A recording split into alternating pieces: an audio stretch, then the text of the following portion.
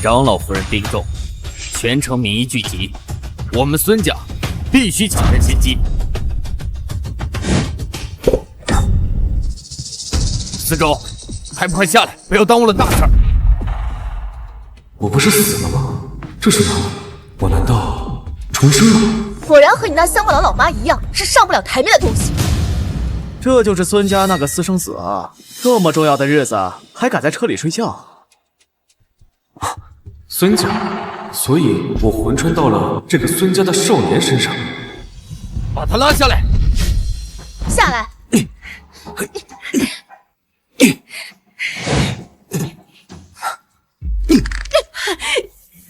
疯了！竟然敢对我动手！这房子竟与当年的老宅别无二致，难道这病重的张老夫人是我张家妇人？你疯了！竟然敢对我动手！你区区一个私生子，我告诉你啊，你要不想下来，你不要下来，省得在这里丢人现眼。懒得与你争辩，莫要耽误了病患，让开！啊，就凭你还能治了张老夫人？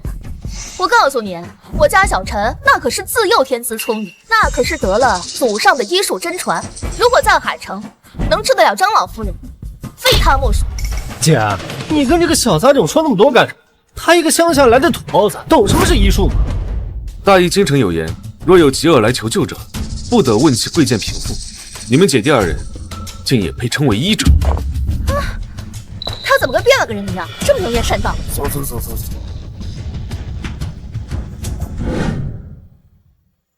如今的张家竟如此富贵，想来我死后，彩儿和楚河的日子应当过得不错。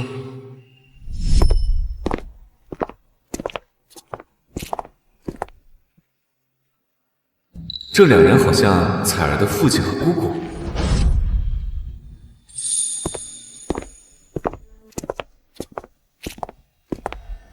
像，太像了。哎，你们可认识张馨予？这人是谁啊？竟敢直呼张老夫人大名！张馨予是我祖母。那她现在还活着吗？你混账东西，还不快住嘴！楚小姐，这是我儿子，从小缺少管教，不懂规矩，还请您见谅。原来是私生子啊，怪不得这么没教养。我家祖母行善积德，身体自然康健。孙家主，你儿子这般无礼，是想咒我们家祖母吗？不敢，还不快给楚少楚小姐道歉！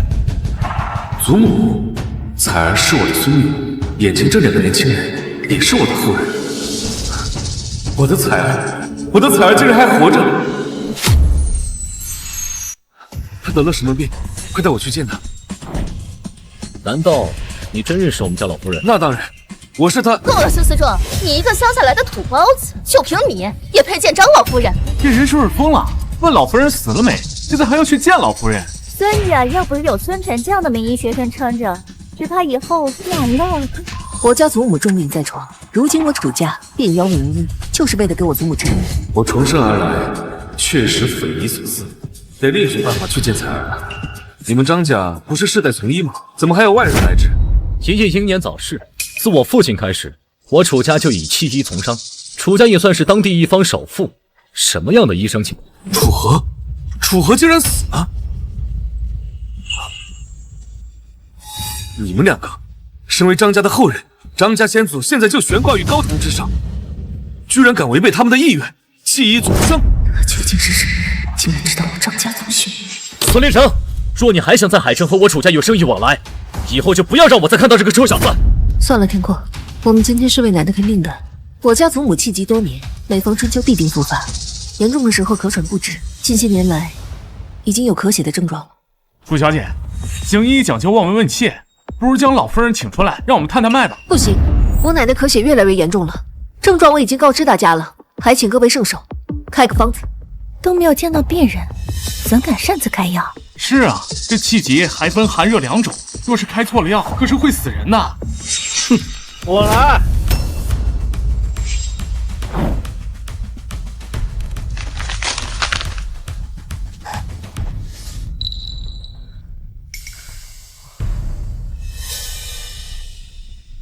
不愧是邹贺年的学生，如此精妙的药方，信手拈来。这方子上的几味药分量极为精准，是寒症、热症均可用之。主上，只要让老夫人服下此药方，不出3年，不出3个月，他就被你拖死；不出3个月，他就被你拖死。你个乡巴佬还懂医术呢？我家弟弟孙晨，那可是邹贺年的关门弟子。龙国谁人不知，他可是医学界第一人。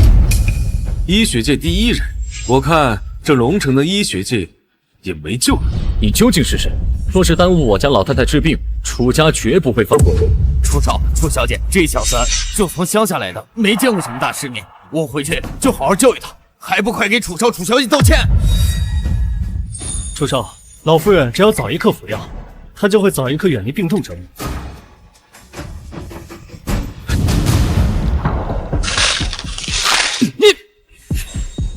孙思仲，你多次阻挠我给张老夫人看病，难道你是想要张老夫人死啊？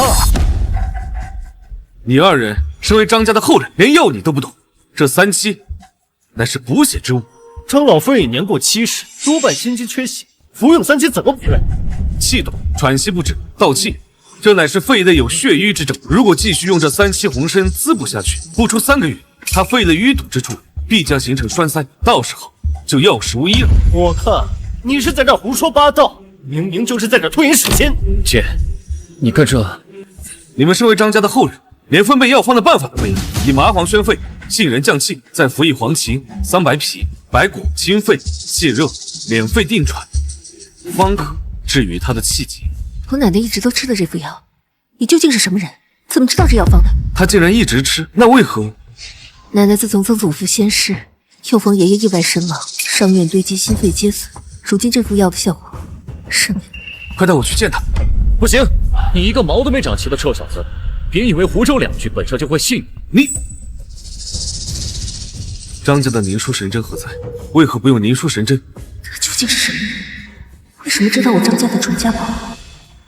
自从曾祖父仙逝之后，灵舒神针无人会有。世人都以为这凝舒神针是由纯金制成，却无人知道此物只是金针镶嵌在玉髓之上，在阳光之下方可显出带有血色的金光。现在可以相信我吗？好，我现在就带你去看看。姐，你真信他？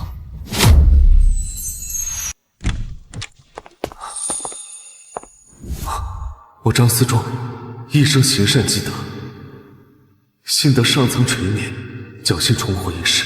若非我重生，不出2日，彩儿必会在睡梦中死去。还好，还好都来得及。彩儿，爷爷来了，你别怕。把灵术神针拿来，我要施针。这……听阔，去把神针拿过来。姐，我再说一遍，去把神针拿过来。臭小子，我警告你，若奶奶有事，我要你的命！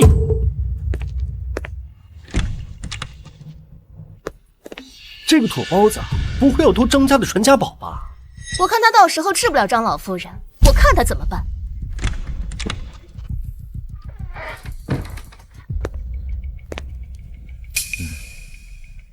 你从小就有弱者，所以我从未督促过你学习。谁曾想，你的大师兄楚河静早早离世，使咱们张家的医术断了传承。把东西给我，你们都出去，不许任何人进来。给我，出去吧。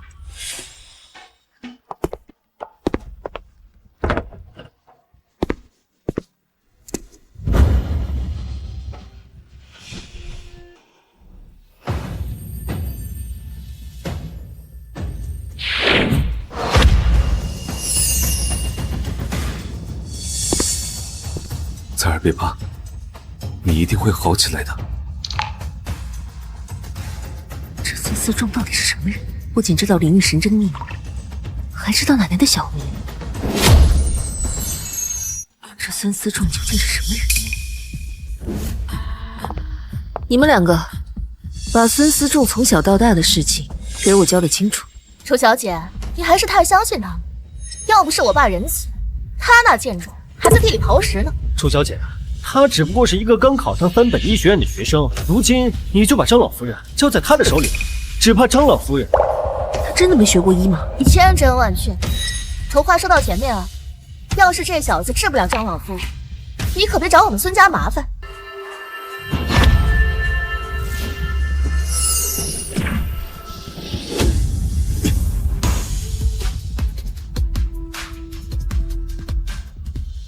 彩儿，你一定会好起来的。都怪我医术不精，若是当初彻底根治了你的气机，你也不会遭受如此劫难。彩儿，这一次，爷爷终于救下你了。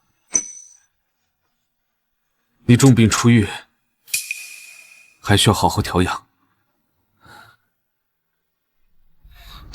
姐，人怎么还没出来？说的也是，过去这么久，要不过去看看？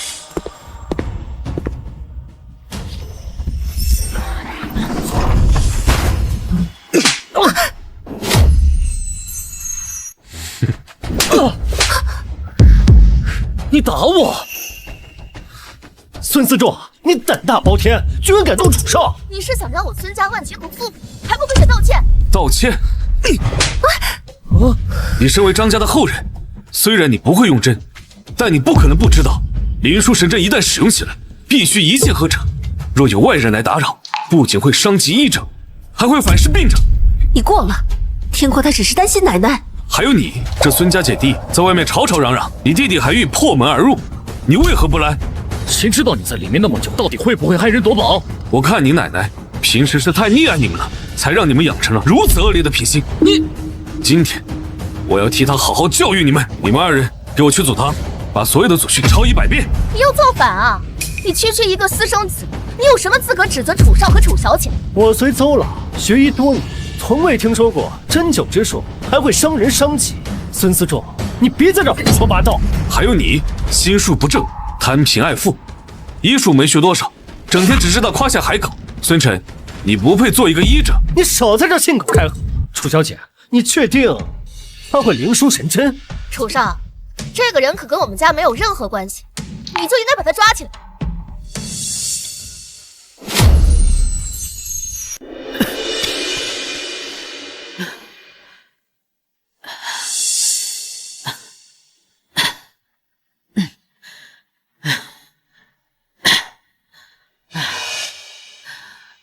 灵枢神针？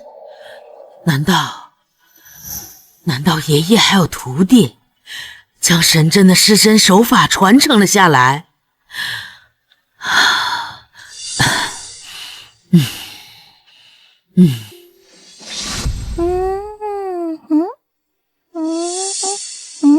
爷爷，哎，这是什么呀？嗨，彩儿呀，你可别小看这些小人偶啊！咱们身为医者，在施针的时候呢，丝毫都不能有差错。这些人偶啊，就是很好的练习工具。彩儿知道了。彩儿呀，你可要好好的练习啊！我在这个人偶里面呢，放了个小礼物，等你医术到家了，就可以打开礼物喽。可我太笨了，解不开怎么办？那就要看你怎么哄爷爷开心喽。来，亲爷爷一口。哎呦，爷爷的胡子好扎人呀，让我帮你拔掉一点。爷爷，是我忘了您说的话，是我让张家断了传承，爷爷，对不起。能把爷爷的木偶解开，今天来的究竟是什么人？奶奶，奶奶醒了，快！哎，你一个外人，就在这候着吧。醒了就好，醒了就好。孙思仲，你用的什么方法把老夫人治起来？不会是回光返照吧？这下你属大祸。奶奶，您醒了。婉婉，奶奶教你，先将心口处的针取下，随后由内向外，顺时针将金针依次取下。好，我知道了，奶奶。奶奶，您昏迷的这些日子，我和我姐都快担心死了。医馆的项目如何了？哎，之前就告诉你，医馆的推行关乎着海城众多病患。我昏迷多日，项目竟然没有丝毫进展。你这个不学无术的逆孙！奶奶，您身体刚刚好点就别骂我了，我这一天都挨2次骂了。哼，在海城，谁还敢骂你这个无法无天的楚大少？有啊，就那个给您治病的大夫。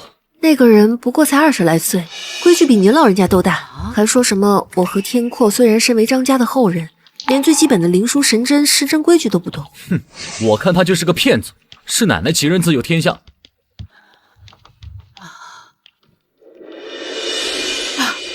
这是爷爷的笔记，你们快把人请来。奶奶，那种骗子给他点钱打发走就行了。闭嘴！你们不服我去，我自己去。您慢点儿。孙思仲，老太太要是有个3长2短，楚家绝对不会放过你。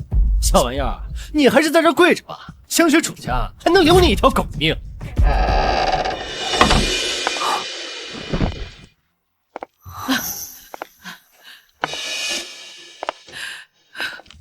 彩儿，你醒了。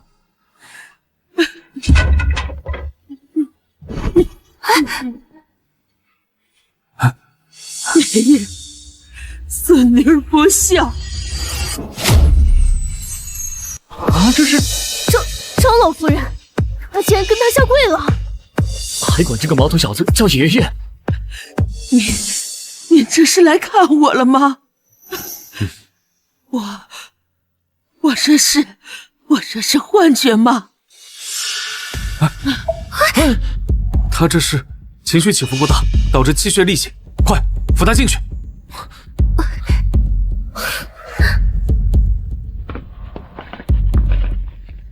你们应该都知道张家的手段，把今天看到的一切都给我咽回肚子，否则……你说那老太太是糊涂了吧？竟然管那个杂种叫爷爷。张星宇的爷爷不就是神医张思仲吗？道上和这个小子同名，难道这个小子真的会灵枢神针？难道他真的巴结上张家了？不能让他和张家有往来。爸，你可不能将孙家的财产留给这个臭小子。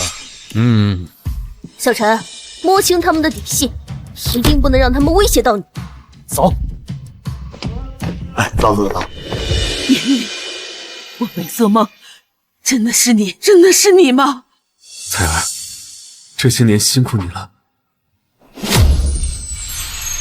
爷爷，我真的好想你。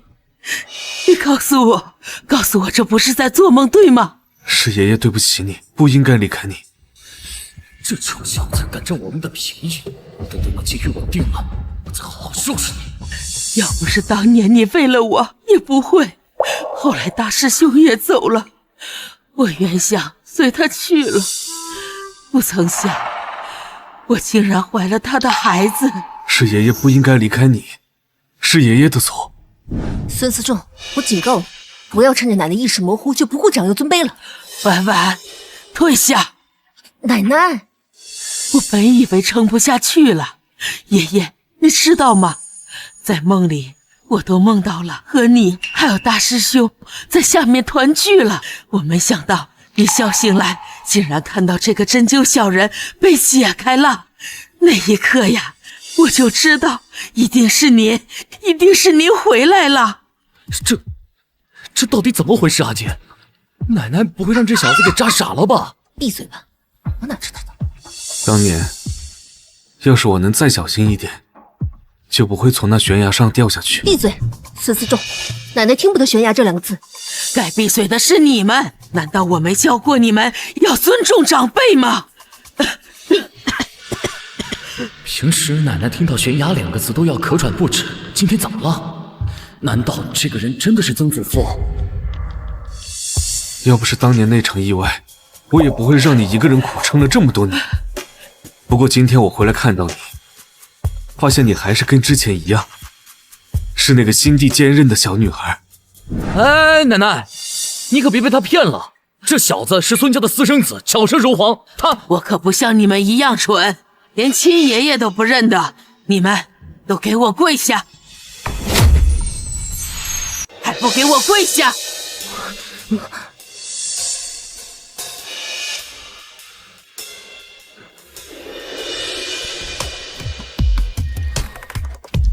还不叫人！曾祖父，哎，好孩子，你快起来吧。幸得上苍眷顾，让我穿越回了70年后的现在，我能看到彩儿，你结婚生子，生儿育女，还能看到我的曾孙子，还有曾孙女。爷爷，你以后就留在家里吧。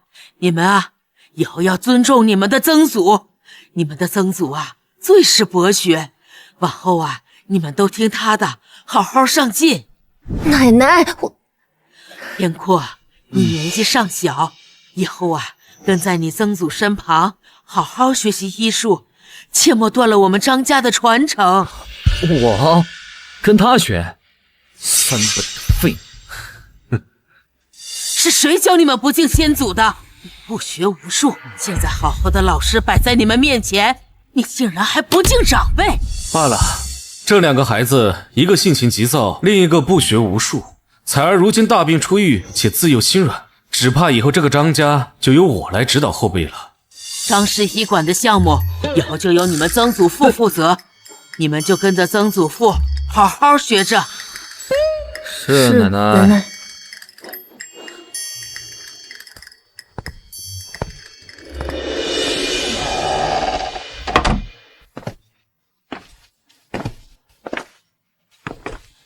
孙先生，我已经安排好了，明早8点我们一块带您去医馆。明早5点，你2人先随我打一套五禽戏，然后再去医馆当值。臭小子，我们凭什么听你的？你还真把自己当成是我们曾祖吗？哈哈，曾祖，年纪轻轻居然有了肾虚之症。哎，不是，臭小子，你等等，什么肾虚？怎么调理啊？哎，什么肾虚？怎么调理？曾爷爷，哎呦，我的曾祖父，你快告诉我嘛！啊，曾爷爷，曾祖父。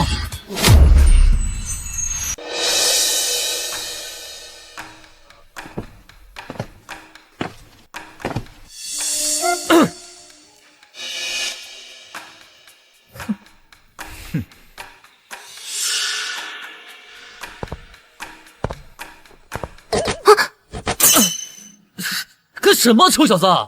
因允之事却迟到，这是1错；不尊重长辈，这是2错。你怎么还打？小惩大戒。从今日开始，每日5点，你们都需要在这里练功。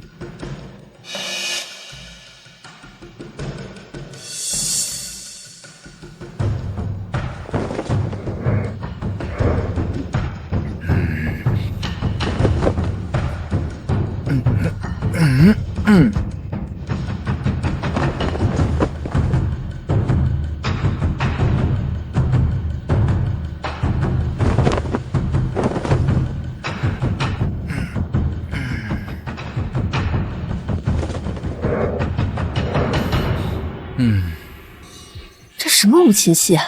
有这闲工夫，本小姐还不如睡个美容觉呢。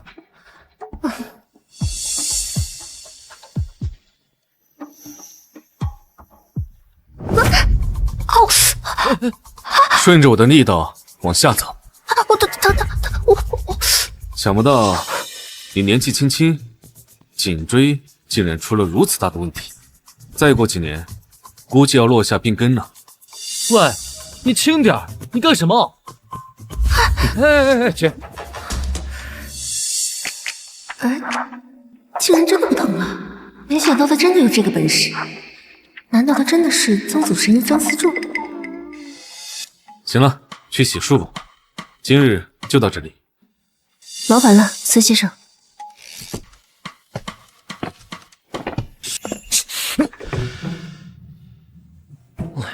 姐，干嘛这么尊重他？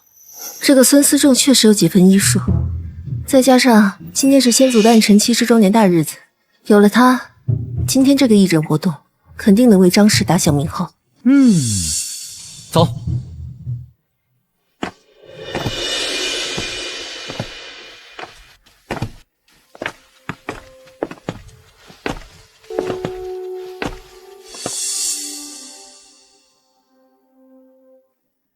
哇，姐，你还真听奶奶的话，把这个什么万民书放在这儿。我当时就说嘛，别人都是摆放金蝉或者供奉神鹰华佗之类，都怪奶奶。这是百姓对我们的信任与认可。你姐弟二人怎么如此没有规矩，还不跪下？你怎么又打我们？都是因为你们刚才说的那些话。我和我姐说的也是事实，你可以去其他医院看看，哪家医院不是供奉华佗或者摆着金蝉？就这万民书，你知道这万民书的来历吗？人命之重，有贵千金，一方继之，得益于此。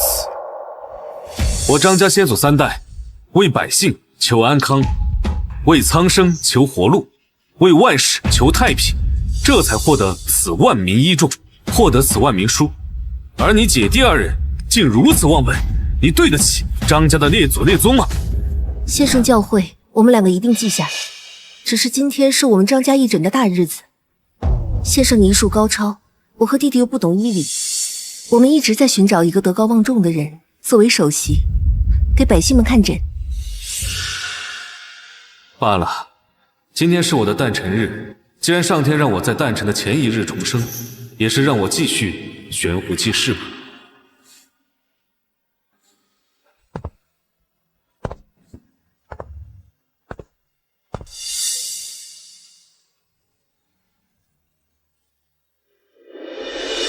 家人们好啊，欢迎来到张氏医馆的直播间。今天是张氏先祖神医张思仲先生70周年诞辰，我们张家始终遵循先祖遗志，自老一辈开始就将今天设为义诊日，为的就是让没钱的普通百姓也能得到应有的医治。哎，大家看这边，我看到了什么？你的腿那个坐在中间的年轻人是谁呀？这么年轻，竟然能有资格看诊，小哥哥长得真帅啊！主播，快拉近点。上医院打过石膏以后，就只能靠拄着拐子行动。小大夫呀，麻烦你帮我开点膏药。这一刮风下雨，这腿就疼得厉害。啊！好了，大姐，您现在起身看一看。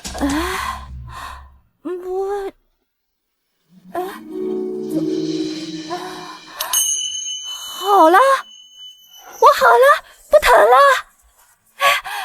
谢谢大夫，谢谢大夫。我只是给你疏通了一下经络，想要彻底根治，还需要加以药物。婉婉，去药房帮我拿3钱川乌，再拿2钱麻黄。好。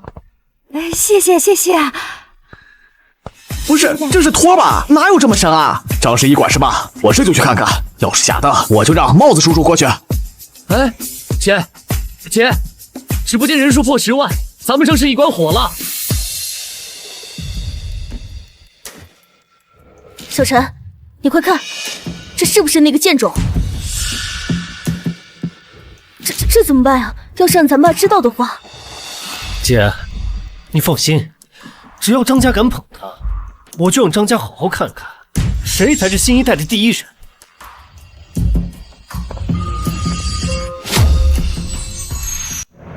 用意害人！用意害人！用意害人！害人！各位稍安勿躁，容我看看。翻车了！我早就说了，怎么可能有这么年轻的神医？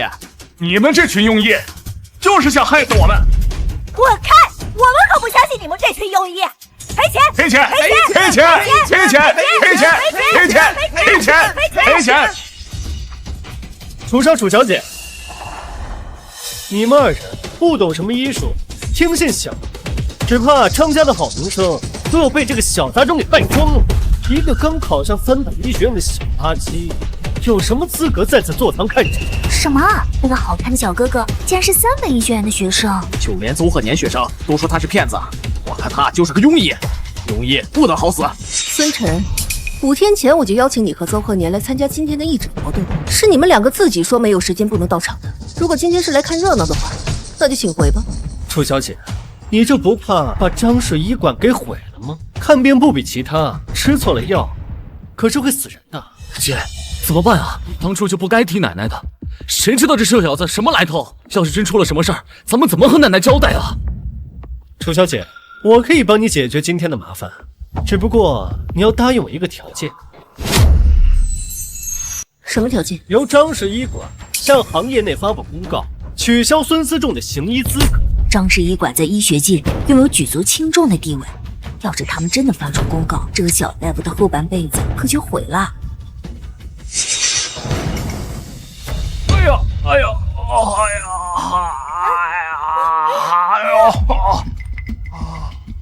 还不快答应，孙小神医！哎呀，庸医害人，张家害人呐！哎呀！楚大小姐，人命关天，还没想清楚吗？姐，我这还直着播呢，要是真出了什么事儿，我们张家可就完了。庸医害人，张家害人！哎呀，我要死了！哎呀，我要死了！我要死了！我要……哎呦，张氏医馆害人啊！我们就是相信你们才来看的病，没想到把人治成这样子就不管我们了。不会真的出问题吧？你们快看，家属都哭成那个样子了。楚大小姐，他可是吃了张氏医馆的药才中毒。中毒？我看只怕是有人让他们吃错了药。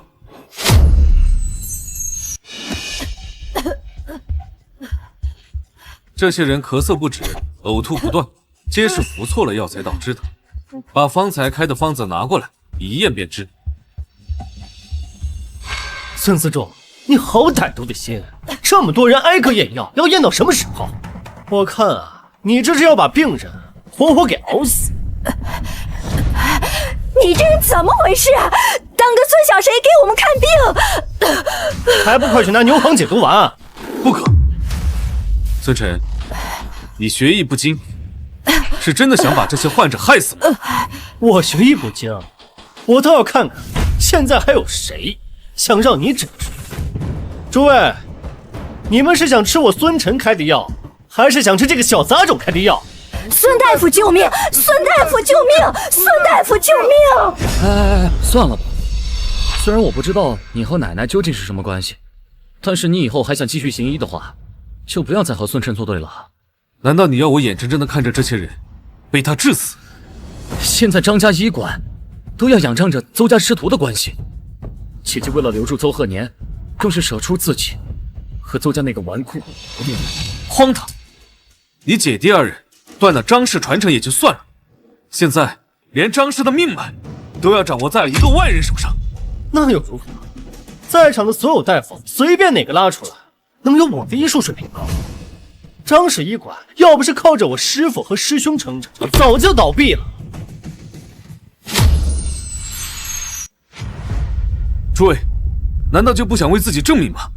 你们愿意来到这医馆，一定是因为你们心怀悬壶济世之心。如今这些患者因为误服药物产生病痛，你们难道就不愿意为自己证明，而是眼睁睁地看着这个人污蔑你们的清白？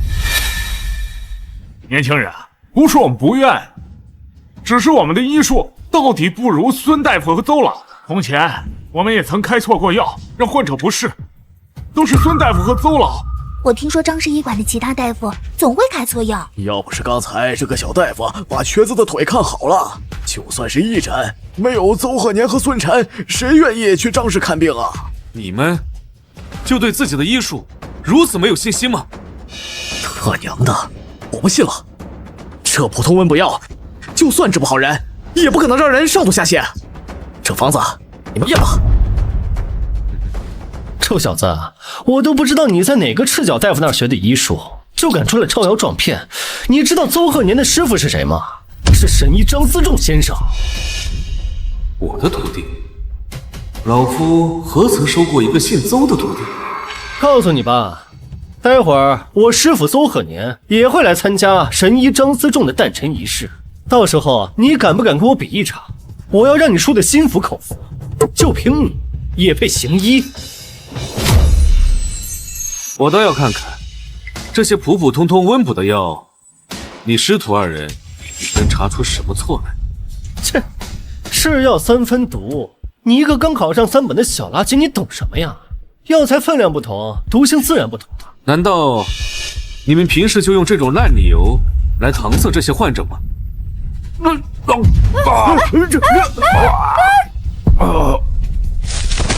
我来，还不滚开！孙思仲，还不让开！这人刚才是谁的病人？药方可还在？是你害死我哥，是你开的药方，你走开，不要你治，你滚啊！你走开，滚开！这位病人我根本没有医治过，难道是有人故意冷查？真把人治死了吗？姐，怎么办？我怕。你在这等着，我现在给奶奶打电话。哎，大家都听到了吧？是他，是这个乡巴佬乱开方子把人治死了。楚少，还不下令取消这个臭小子的行医资格吗？这人今天要是真死在这儿，张氏医馆可就真倒闭了呢。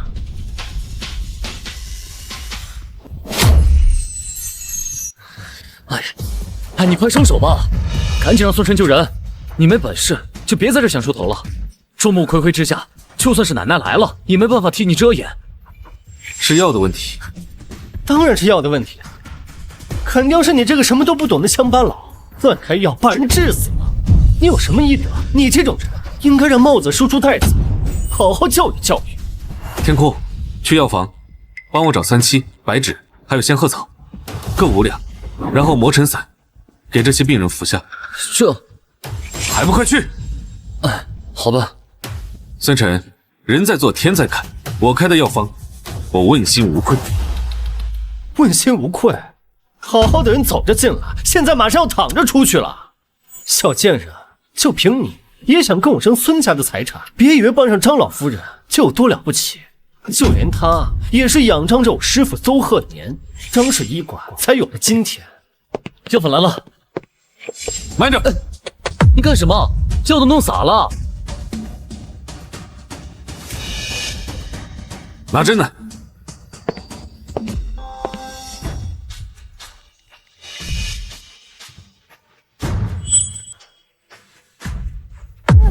你走开！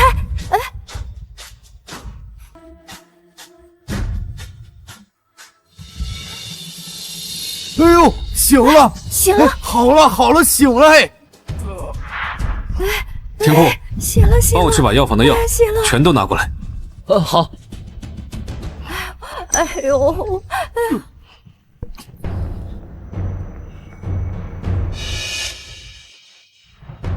师傅，药材的事被发现了。好，麻烦2位师傅把药房里的药材都拿出来吧。好的。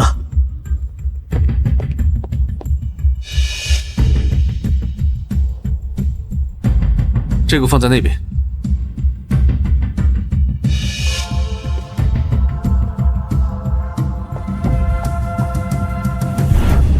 天空，这是在干什么？我也不知道。刚才他把那个出血的病人治好后，就让人把药材都拿了出来。这些药材是何人采购？你居然连这药材是非真假都分辨不清了！你说什么？这些药材竟然都是假的？怎么可能？我张氏医馆怎么会用假药？我张家医术传承100年，居然没落至此，是谁？究竟是谁欺负我老夫的后人？这究竟是谁不顾我神医张思仲的名声，要害我张家至死？把负责采购的人给我叫过来。负责采购的是邹明，是邹鹤年的儿子。没准他也是被骗了。事情已经发展到这个地步，你还在替他邹家辩白？如果再继续这样下去，张家的名声张家的百年契就全都毁了。到时候，谁还来咱们张家医馆看病？原来不是咱们给患者治坏了，患者出事儿，居然是因为采购了假药。请大小姐给我们一个交代。楚婉婉，还不赶紧把拉采购的人给我叫过来！哎，就凭你，也敢质疑老子？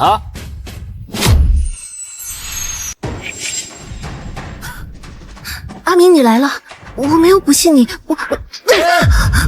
废物，一个乡巴佬的话你可信？我父亲可是邹鹤年，是神医张思仲的头头，我怎么可能贩卖假药？阿明，对不起，我没有怀疑你。少废话，钱呢？我记得你奶奶已经醒了，这个季度买药的货款怎么还没到账？现在医院的拨付，奶奶已经交给孙思仲了，我没有权利。废物！还有楚大小姐，想做邹家的儿媳妇儿，怎么连这点小事都办不好？林哥，我看呐，您还是请邹老好好考虑考虑，别让人借了神医的名义，还让人白打工。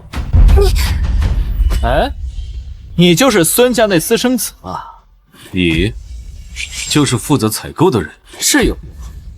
我劝你现在乖乖的把货款给我，要不然一会儿闹得不愉快，不好收场啊！你知不知道，你采购的这些药材都是假药，这些病患吃了之后，闹不好会出人命的。就凭你也敢质问我，小杂种！哎呦，小杂种，你敢打我？我打你又怎么样？哎，你疯了！这个是邹鹤年的儿子，家里现在的医疗产业都仰望着邹鹤年的名声。你就算是不顾及邹鹤年，也得顾及我姐吧？我姐和他有婚约呢。那就取消婚约。你个孙家的私生子，我和楚婉婉的婚事还轮不到你说了算。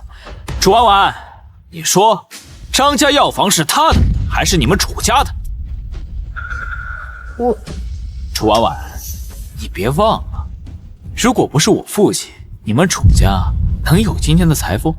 还有，你还想不想让人给你奶奶续命？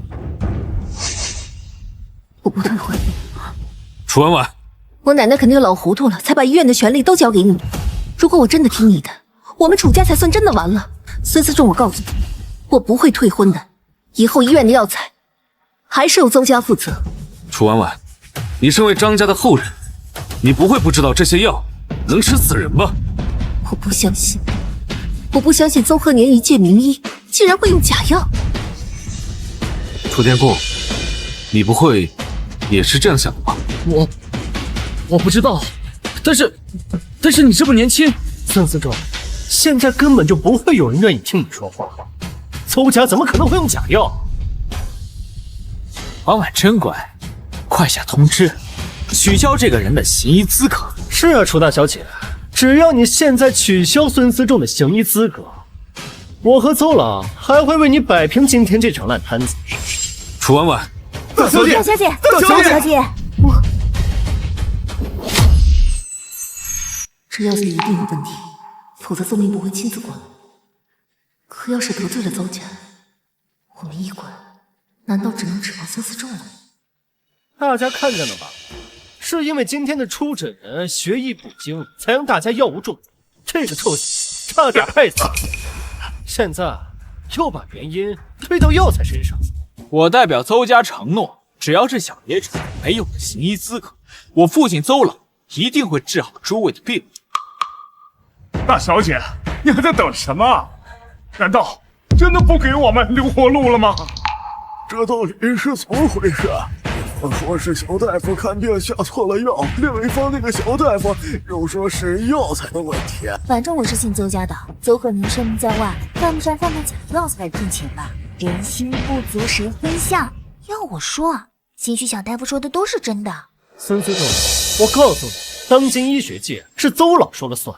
不说别的，单说邹老是神医张思仲的传人这一点，就足以说明他当今当日的位置。我怎么不知道张思仲他有这个徒弟。你个臭小子，你懂什么？楚大小姐，还没做好决定吗？还是说我和我师傅和你们张氏医馆的缘分就这今天了呀？姐，怎么办啊？婉婉，你可别忘了，当初为什么和我定下好，我想我张家以史为名，却不曾想张思仲走后，我张家后人竟能被人逼到这个地步。楚天阔、楚婉婉，现在张家还是你们的奶奶管事吧？是，可是昨日你奶奶有没有说过，从今往后张家的所有事务，你们姐弟都交给我打理？是。好，那我宣布，从今日起，所有张氏医馆及张家和楚家的医疗产业全部都停业整顿。什么？你疯了吗？你知道停业一天会损失多少钱吗？无论如何，我张家的名声不能毁，我张氏救民之心也不能变。现在既然张家出现了蛀虫，就不应该再继续营业。我们要清清白白做人，直到真相查得水落石出那一天为止。好，好，好，原来是这样。张老夫人竟然把张家给了这小子。楚婉婉，难道你奶奶是想把你嫁给这小子？邹明，你在胡说什么啊？身为医者，敢拿病患的性命做威胁，单从这一点，你口中的那位邹鹤年就不配做张思仲的徒弟。诸位，我今日既然说出了停业整顿这4个字，我就不会放下诸位的病症置之不理。稍后我便会为诸位一一看病。我张家识人不明，犯下的过，我们认。拿针来，我让你们见识一下什么是见针消毒。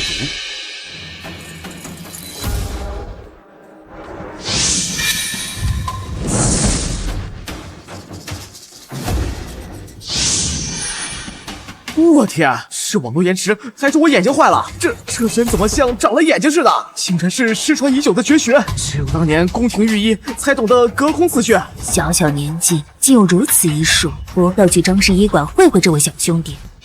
姐，邹明朝三暮四，这个孙思仲看起来应该有些本事，不然你就听他的，别去邹家受气了。隔空刺血，难道真的是曾祖父？哼，故弄玄虚。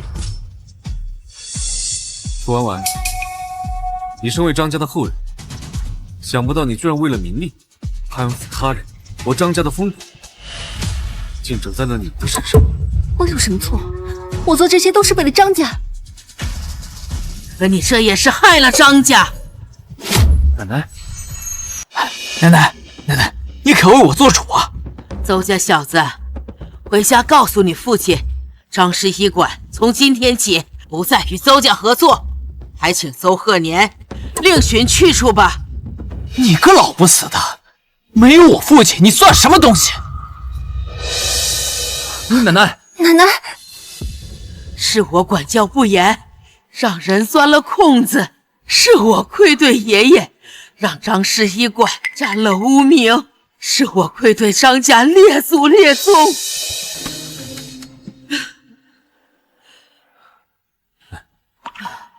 爷爷，事已至此，我已经命令张氏所有医馆以及其他的医疗企业全部停业整顿，你愿意吗？全凭爷爷做主。奶奶，你被他灌了什么迷魂汤啊？你知不知道，如果不跟邹家合作的话，如果停业整顿的话，我们张家就完了。婉婉，从今天开始，取消你和邹氏的婚约。奶奶，你听他说的什么？小野种，就你也配替张老夫人做主？张老夫人，您莫不是老糊涂了吧？当年要不是邹老看在张神医的面子上，在你们张家出诊，你们张家早就没落了。张老夫人，你可要想清楚，如果没有我们邹家，你们以后怎么在海城立足？这次是我张氏医馆的失误，之后我会给你们一个交代。现在我们要处理医馆的内务，还请各位先行离开吧。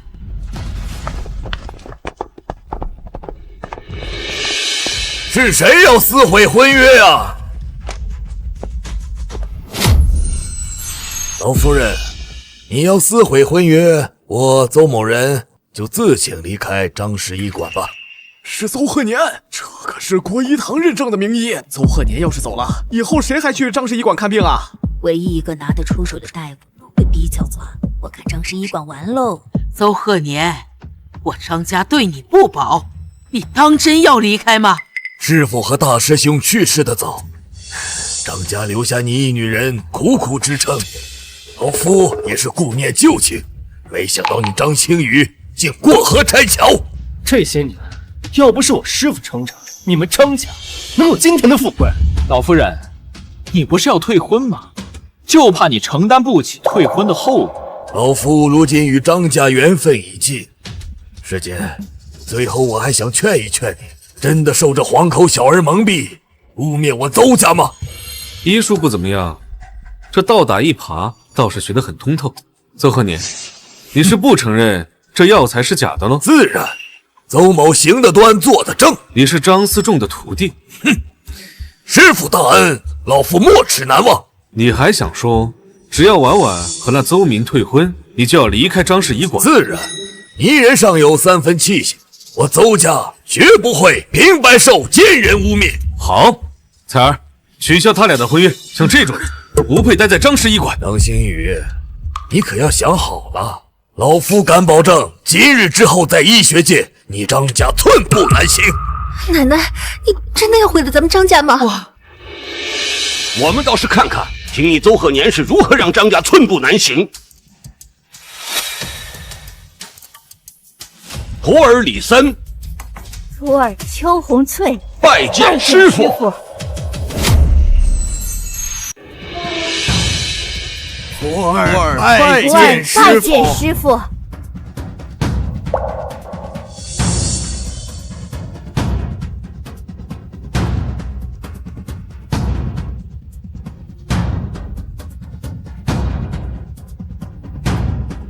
70年了，若不是今日看到直播，我们这些老家伙可能也无缘再见到这万民叔一面。吓我一跳，我还以为这臭小子真是咱们曾太祖。姐，这些都是什么人啊？有人知道他们的身份吗？在线蹲后面那个白胡子老头我知道，那是龙国最大的药材供应商。站在最前面的那个是医学界泰斗李森，据说是1号领导的专职营养师。就是这个老太太，在《柳叶刀》上有几10篇论文。师兄，师姐，我没想到，我有朝一日还能看见大家重聚张氏医馆的一天。想当年，老夫传道授业解惑，门徒众多，今日终于重现当年荣光。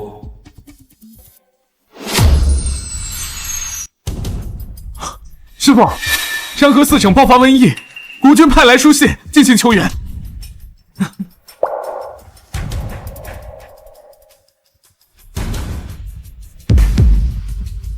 李森，你带师弟师妹们去驰援中原4省，切记护佑黎民百姓苍生，是我等身为医者的职责。楚河，你带师弟们再给我背一遍大医精诚。凡大医治病者，必当安神定志，无欲无求，先发大子恻隐之心，誓愿普救寒林之苦。人命之重，有贵千金，一方济之，得于此。我张家后辈，德行为先，医术次之，心怀悬壶济世之心者，方可成为我张家的传人。我等无愧师父所望，此生皆为万民康泰奔波。师父，徒儿们终于无愧师父所托，终于有颜面来见你了。二师兄，二师兄，彩儿，多年未见，没想到你还能记得二师兄。二师兄，这些年你们都去哪儿了？当年师父离世，我们遵从师父的遗愿，四处行医。本以为大师兄能好好照顾你，没想到大师兄他……当我们知道大师兄去世，曾去老家找过你，却没想到你已经离开了。当年楚河师兄去世后，我苦撑门楣，却因医术不精，只得把医馆关了。彩儿，当年你离开海城去的第一家医馆，其实也是我们的产业。师兄师姐们知道你要强，这些年来都在暗中护你，不敢让你知道。这些年我们亲眼所见，张家在你手中走向鼎盛，我们到了地底下，也好对师父有个交代了。二师兄，我从前只当是我运气好，竟不知道你们为我做了这么多。哼，你们这群混账师兄师姐一走了之，独留下我一个人帮着张家。张星宇，我已经够仁至义尽了。放肆！你是什么人，竟敢在我们面前冒领功劳？诸位师兄师姐，我乃张老神医的关门弟子。当年我拜入门下之时，你们几位已云游四方了。你只不过在张家坐镇几日，就把所有的功劳全揽在自己身上。在座的诸位，有谁没有受过恩师的恩惠？你让彩儿误以为这些年张家的起伏都是你的功劳。你让彩儿感恩戴德多年，难道你的一身医术不是师父教的？谢恩已报，要不是我们看到直播，还不知道你欺负张家到什么时候。二师兄师姐，彩儿感激你们这么多年来对我暗中相护之恩，彩儿无以为报。快起来，快起来，起来，起来！彩儿，如果不是师父，也就没有我们今天这地位。老神医离世，我们这些徒儿徒孙定当护你张家周全。刚才是那个小子妄言，张家离了他就要没落的。哼！周鹤年，今天我们国医馆的几位老家伙是来替张家解除婚约，你敢说不吗？这些孤儿竟然也有了今时今日的地位，也能护佑我张家。二师兄，爷爷他还……彩儿，你放心，尽管师父不在，我们这些师兄师姐绝对不会允许旁人欺负了张家。欺负？呵呵，难道师父没有告诉你们吗？师门中不论入门早晚，一切皆以灵枢神针传人为先吗？我们当然知道，只可惜楚河师兄英年早逝，这灵枢神针就断了传承。师父一手灵枢神针，有逆天改命的奇效，只可惜是我愧对爷爷，都是我身体不好，无法学习灵枢神针的技法。好在爷爷他还……好在师父未卜先知，将针法尽数传授于我。我是现世唯一的灵枢神针传人。什么？大言不惭！既然你说你是灵枢神针唯一的传人，正好我也会灵枢神针，敢不敢和我比一比？哼哼，荒口小儿，就你也敢在我面前放肆？我听小陈说你是孙家的私生子，哪里学的灵枢神针，也不怕闪了你的舌头？行医不分老幼，你这是不敢呢？哼，可笑！就凭你还不配让我出手。小陈在，替为师与他比一场，若是赢了，为师将灵枢神针技法传授于你。多谢老师。臭小子，我看你不爽很久了，我今天就让你看看新一代医学界第一人的实力。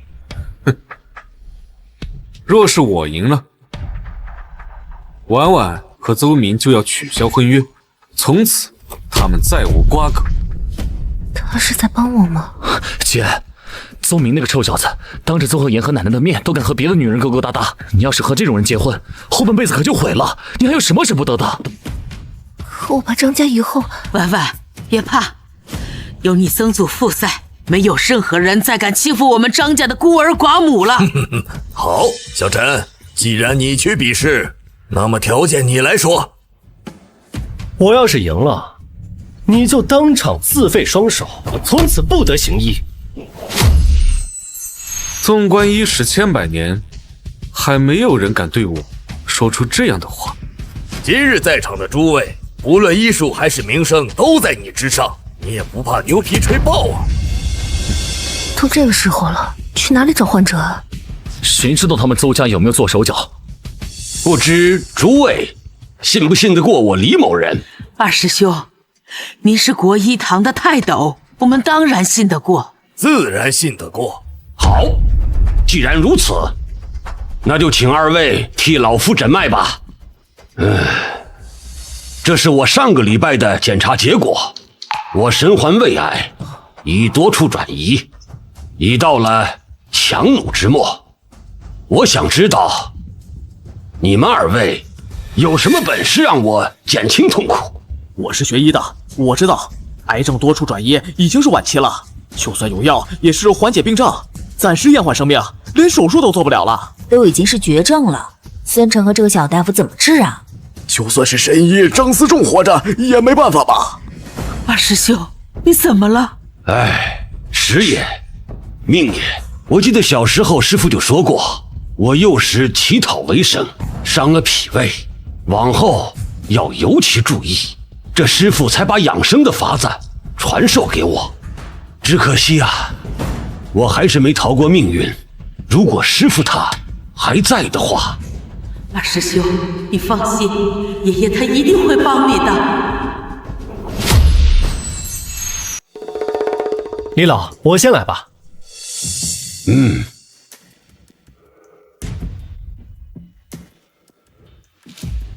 气滞血瘀，已经有了腹水之象，可能肝部、胃部、骨头都已经有了转移。李老，您是医生，应该比我清楚吧？小伙子，我当然知道我的命数已尽，但我今天给你们出的题目是如何减轻我目前出现的癌痛反应。我给您开个食补的方子。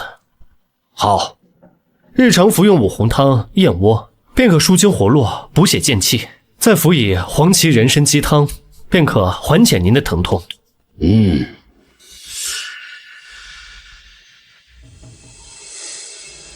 二师兄，你主攻药膳，我这徒弟开的药方可还可以啊？这孩子确实有点天赋，就是我本人目前也是这样滋补的。孙思仲，我诊治在先，待会儿你可别说你的结果跟我的一样。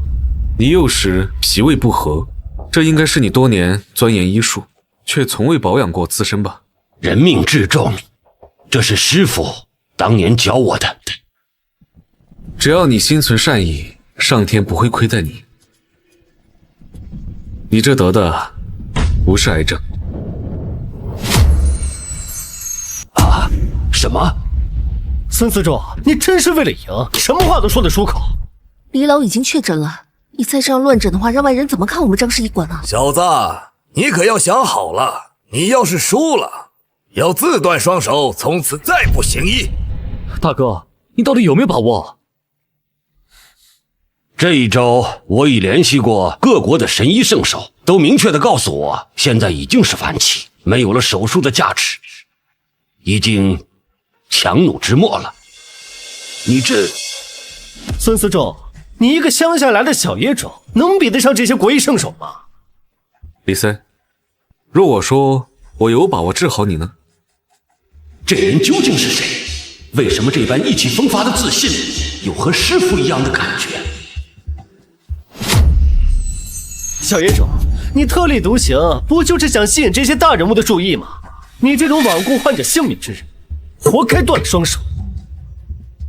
我不知道你到底是从哪里学的医术，但奶奶既然让我们护着你，我就当你是张家人了。现在这么多国医堂圣手都在，你就道个歉吧。我知道你想让我退婚，但如果搭上你性命的话，你想让我在悔恨中生活吗？这两个孩子虽然不学无术，但本性不坏，哼，毛都没长齐的臭小子，我倒要看看你怎么来推翻国医堂的诊断。张思仲说过，让你无论何时都要服用丹参、五味子、柴胡、桃胶，你忘了？你到底是谁？为什么知道师傅留给我的方子？我的诊断不会有错。你可否再试一试？怎么回事？他知道奶奶的方子，也知道李老的，难道他真的是我的曾祖父？难道真让这小大夫说对了？李老真的没得癌症？婉婉，拿我的灵枢神针来。奶奶，婉儿，去吧。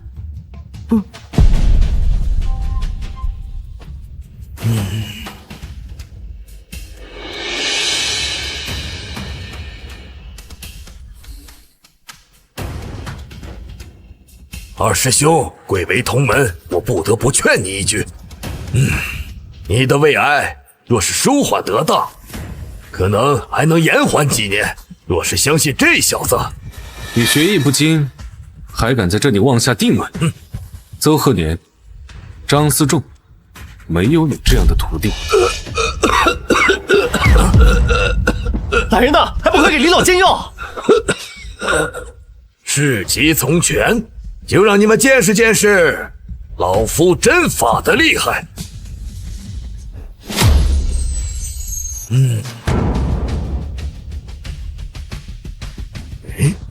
小陈，看好了，这可是灵枢针法。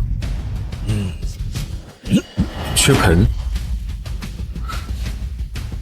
气户、神风，竟真是灵枢神针的技法！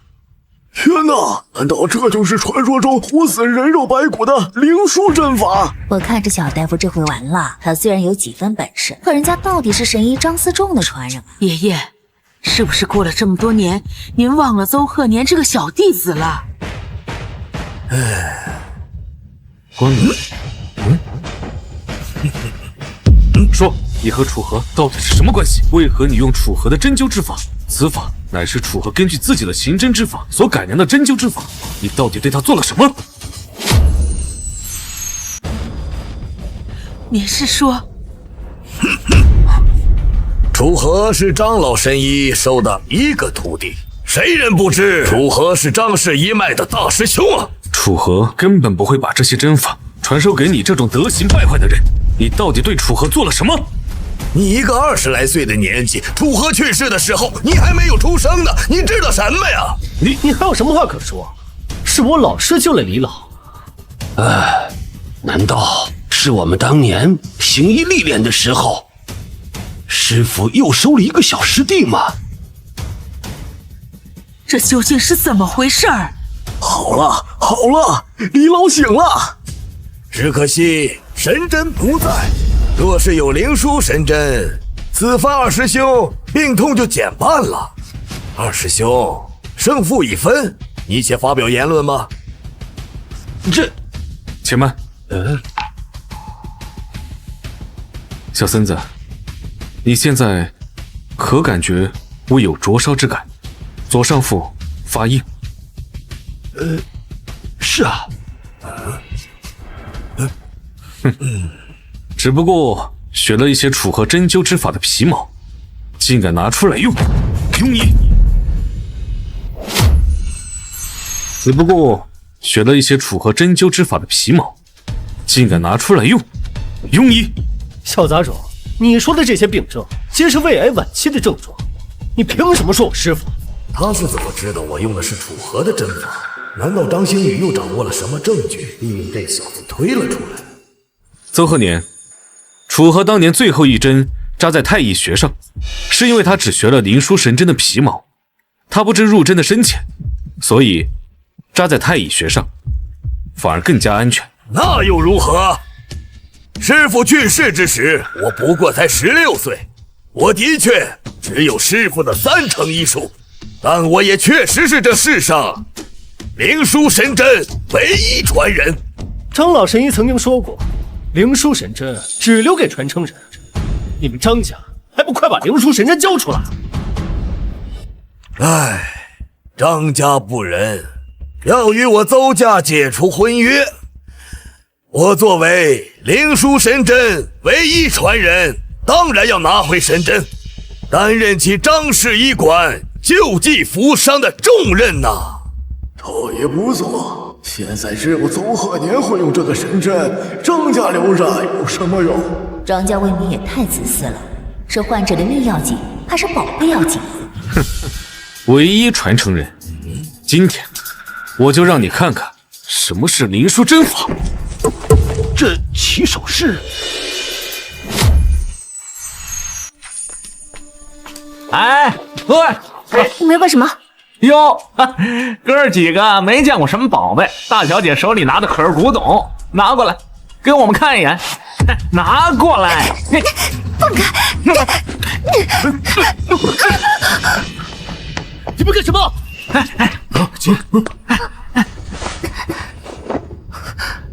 天空，神针被抢了！什么？走。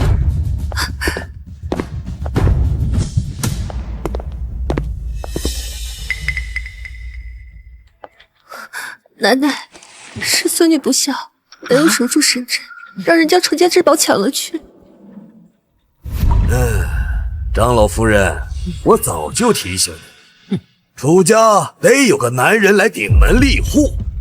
天阔虽然不上进，可咱们有邹明啊！哼，如今神针已失，还要不要解除婚约？你可考虑清楚呀！你一定是你，一定是你派人抢了神针！我打死你们姓邹的！无妨，就算没有灵枢神针，我也照样可以施展灵枢针法。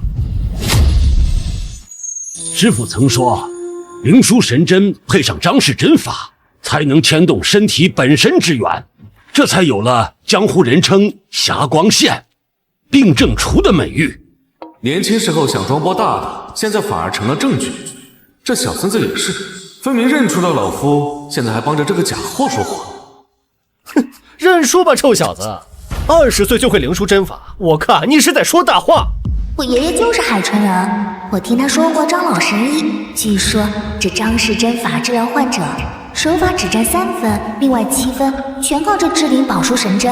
我也听说了，据说那灵枢神针是神仙赐给张家救济苍生的，没了这宝贝，张家拿什么救人啊？谁说只有灵枢神针才能施展针法？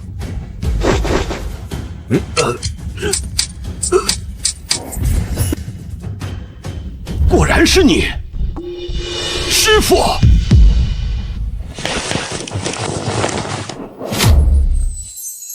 师傅，怎么回事啊？李老刚才叫小大夫什么？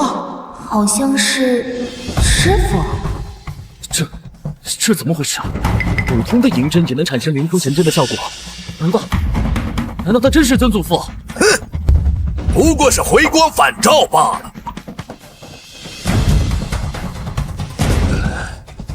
奇怪，脉象平和，好像没有来针之象。什么？这真的不是癌症晚期啊！你们诊断的脉象和小孙子之前的影像资料都没有错。既然您说没错，那为什么不过几针下去就没有了淤堵之症？我没猜错的话，是因为他提取的反刺结果没有检测到癌细胞，只是因为淤堵之症太多了，所以导致他出现了很强烈的疼痛反应。那我还有救？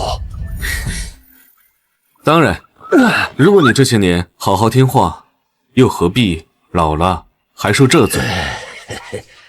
二师兄，他说的都是真的。你们连真正的灵枢神针也忘了吗？还敢质疑他的话？他才是张家真正的传人。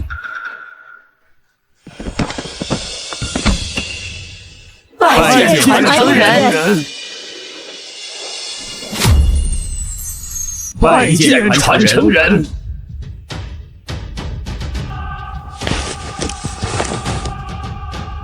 邹鹤年，如今胜负已分，你还有什么话可说？胜负已分？哼！若不是我先前扎的那几针，臭小子，你以为以你的水平能治好李岑吗？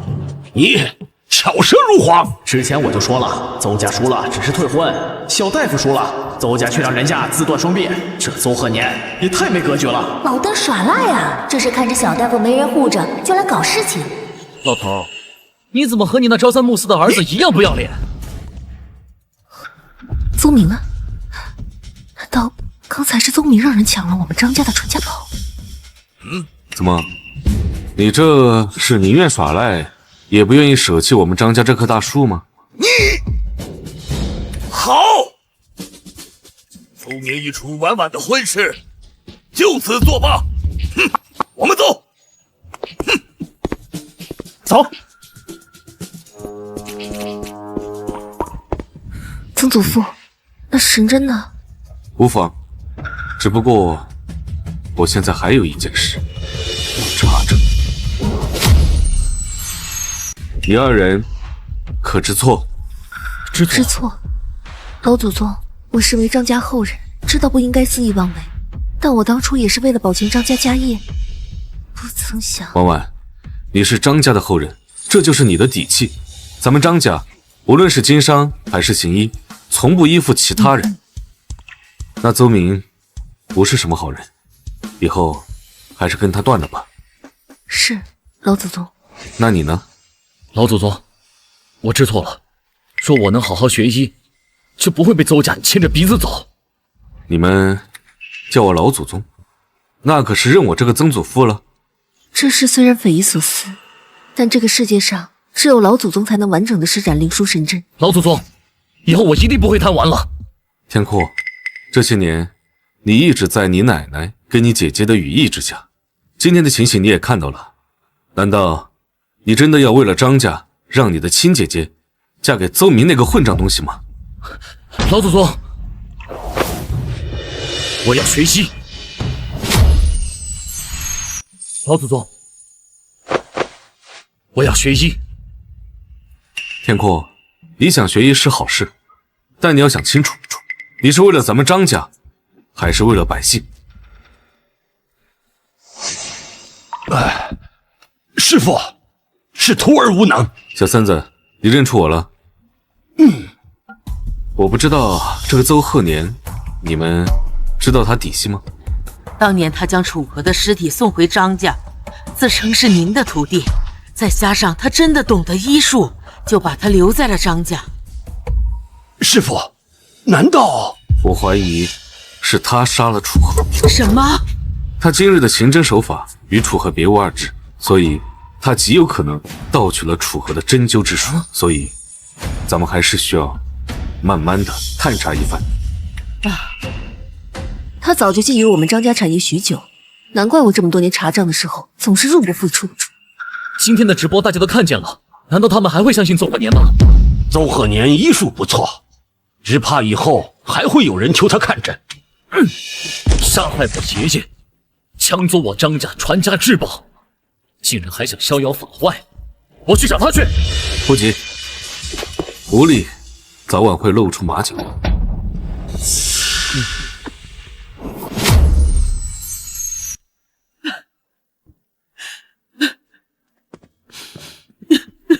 彩儿，你想什么呢？爷爷，你怎么哭了？爷爷已经回来了，有什么委屈跟爷爷说，爷爷帮你出气。爷爷，我好恨，要不是我听信小人，邹家如今也不会一味做大，让我们张家这样被动。彩儿，你自幼心地善良，苦撑了这么多年，张家能有如今的景象，多亏了你。可我终究是让杀害大师兄的凶手逍遥法外这么多年，如今连金晨也被他邹家抢去，我哎，彩儿，彩儿，这奶奶，老祖宗，我奶奶她是怎么了？她中毒了！啊，快！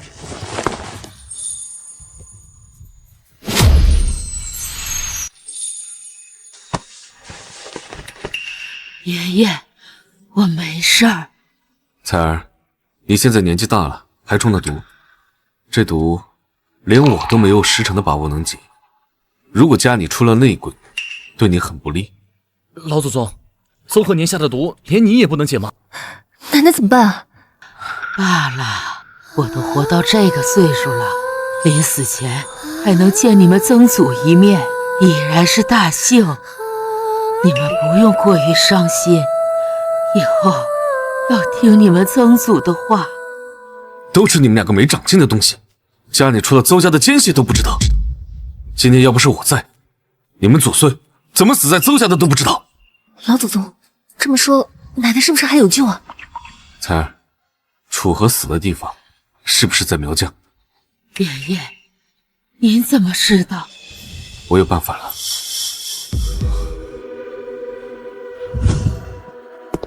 老师，我刚收到消息，张老太太真的进医院了。我倒要看看，这私生子怎么解毒。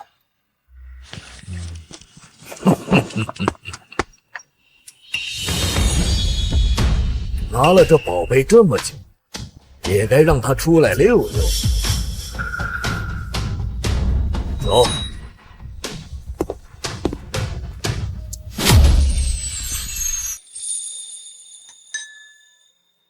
哟，多么笑感动天的场面！邹明，你们来干什么？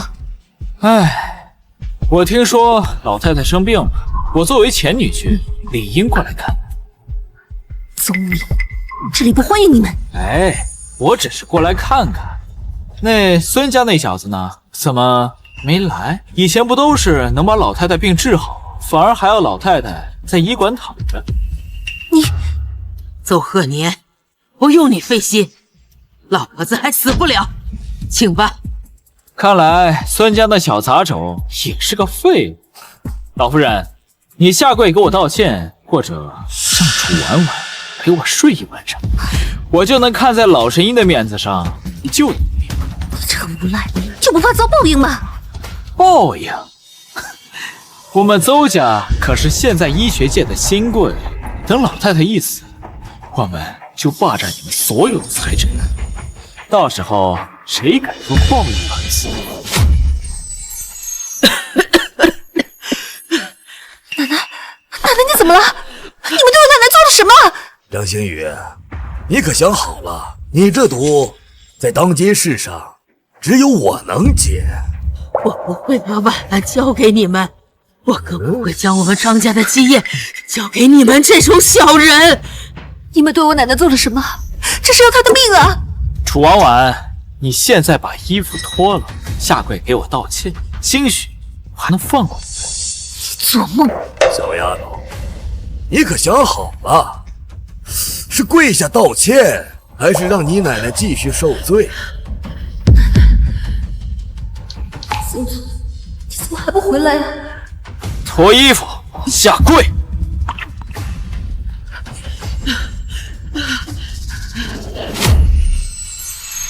你终于来了！你们好大的胆子！你这个小废物，来了又能怎样？我告诉你，只有我师父才能解了老太太的毒。楚婉婉，你奶奶不是想让你嫁给这个废物吗？行，继续脱衣服下跪，让你这个姘头也好好看看。王八蛋，你找死！邹贺年，你不会真的对自己的毒这么自信吧？自然。这毒，我确实不知道是什么。楚婉婉，听到了吗？他呀，不知道这什么毒，不能救你奶奶。邹明，你给我闭嘴！楚婉婉，你不是亲口不让我碰你，现在是你求我的时候。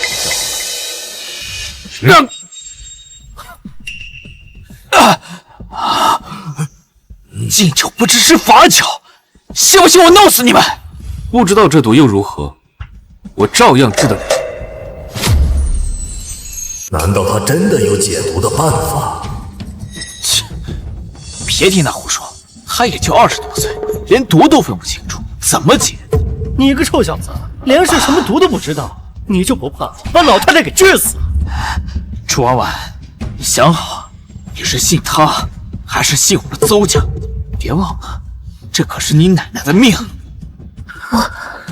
好啊，你们这些卑鄙小人，都是你们下的，现在又过来装好人，一个老不要脸带着2个小不要脸的，一群败类。楚天阔，我他妈给你脸了是不是？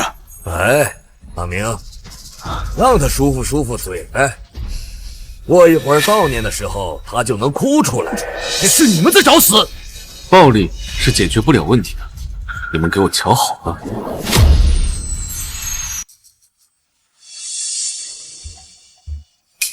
雕虫小技！住手！小虫子，往哪里跑？我求求你了，不要啊！水彩留情，不要啊！多行不义必自毙，这惩罚你就记着吧。爸，你怎么了？老郑，你对我老师做了什么？你竟然知道我的秘术！明明不知道这是什么毒，为什么能解？这根本就不是什么毒，而是这个畜生下的蛊。什么？我还说你是如何学得楚河的医术，原来你是当年苗疆巫术的后人。我听不懂你在说什么。昨日彩儿中毒，我还纳闷，这既不是草药，也不是假药所致。后来我翻了下药渣，才发现，原来他中的是蛊毒。切，什么蛊毒？你以为是玄幻小说啊？当年是你害死了楚河吧？哼，世人皆知，楚河的死是地震掉落的砖块将他砸死的。你骗得了别人，骗不了我。我还说，楚河怎么会莫名其妙的将这灵书真术交给你？一定是你拿了他的家人威胁他。邹贺年，竟然是你，真是你！你是什么人？竟然知道苗疆蛊术？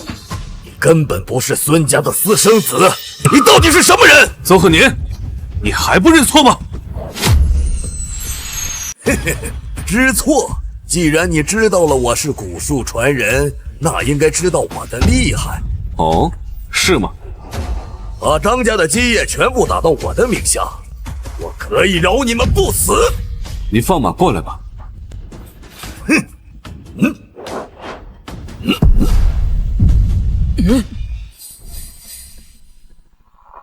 你，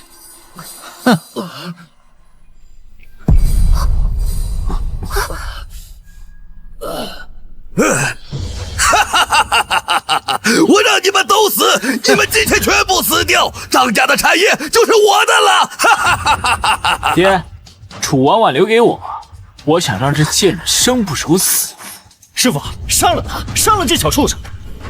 天空，快！好嘞，原来你刚刚让我买杀虫剂是这个用处。啊！你们做什么？我要杀了你们啊！我的母仇！小轩，这都什么年代，谁家还买不起杀虫剂呀？杀了你们！我要杀了你们！哎呦，我要杀了你们！杀了你们！老夫没想到，竟然折在你们手里了。恩将仇报的是你们邹家。当年苗族地震，我爷爷带领着张家医者奔赴灾区救援。我张氏门徒不眠不休地救助你的族人，从未抱怨过一句。可最后，爷爷带领了10余个张家精锐，皆死于那场地震之中。对不起，你们的从来不是我们张家，而是你邹贺年觊觎我们家医术，偷学我爷爷的灵书神针，这才害了他们。是又如何？事情已经过去这么多年了，你有什么证据？要证据是吧？这就是证据。你毒害了楚河，还害了我张家10几口人。今日我就要来找你讨个说法。还真是你！这些年，你邹贺年借助我张家名望，成为世人追捧的名医圣手，可医术竟是偷我丈夫的。邹贺年，你还有什么可说的？是又如何？当年我的家乡地震，我的父母兄弟全都埋在地下，楚河他却先去救了别人，才造成了我成孤儿了。当年发生这么大的事儿，我张氏一者倾巢而出，但伤亡惨重。你的父母兄弟深埋地下，以当年的救援能力，根本不可能让他们安然无恙地带出来。是因为你放不下你心中的执念。那我的阿妈呢？我的阿妈她本可以活着。楚河说，只要有灵书神针在，我的阿妈就可以救过来。他明明答应我的，他非不肯把金针给我，他该死！我张家祖传的金针，其实只是普通的金针。什么？普通的金针？众人皆以为这灵书神针指的是我张家祖传的金针，其实不然。这祖传金针之所以名贵，是因为当时祖上行医时，正好巧遇中原瘟疫。我张家老祖宗不惜以身试药，终于找到了治疗瘟疫的药方。万民都认我张家先祖医德高尚，于是全城为他筹集了一副金针，而这张家先祖便将这金针传了下来，目的是为了让张家的门徒以及后人能记住这一刻祖先为百姓试药的故事。看在你是个官儿的份上，那针就送你了啊！你们骗我的，你们都是在骗我的，我不信，我不信。当年你盗取楚河的医术，楚河在临死前一定对你有所嘱托，可惜你却没有听他的，是你亲手害了你的恩人。当年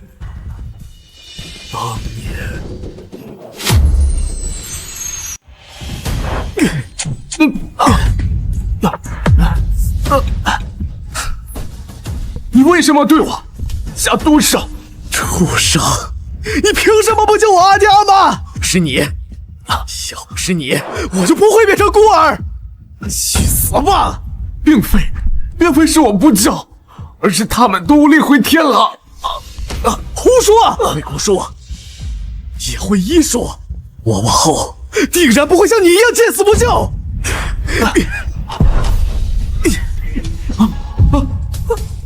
竟是张氏针法！畜生！我一定会用这针法救济苍生。人命至重，有贵千金，一方尽致，得于此，切记，切记！哼，用不着你来救我。可你却从未将他凝重的遗愿放在心上。不是的，楚河，一切都是楚河的错，是楚河的错。你才20岁，而且不是张家的人，你怎么知道50年前的事情？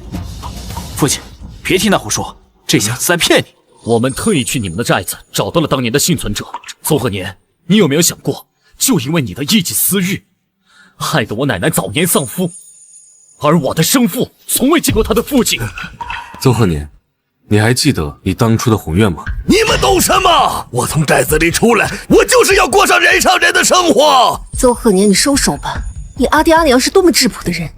傻，他们就是太傻了，跟着他们去救人，才被埋到地下的，才让我成为了孤儿。算了，你永远都不会明白人命至重，贵于千金的道理。你也永远不配做我张家的后人。邹鹤年，你的罪行都已经被我直播出去了。天哪，邹鹤年竟然是这种人！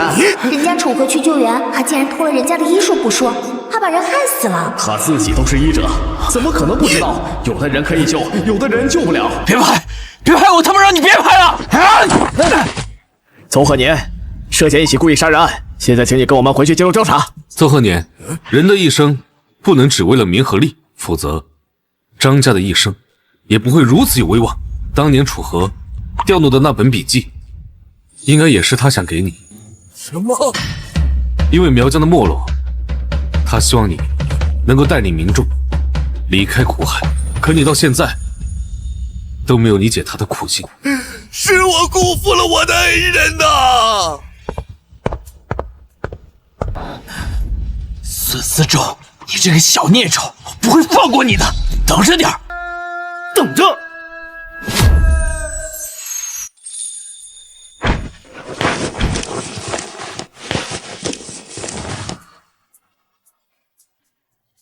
杨阔，今天起你要跟你曾祖好好学学医术啊！放心吧，奶奶，我答应老祖宗要好好学习医术，到时候这年轻人的第一头衔可就归我了。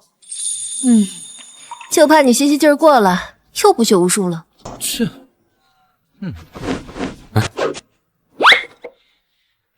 爷爷，你都80多岁了，怎么还跟小孩一样？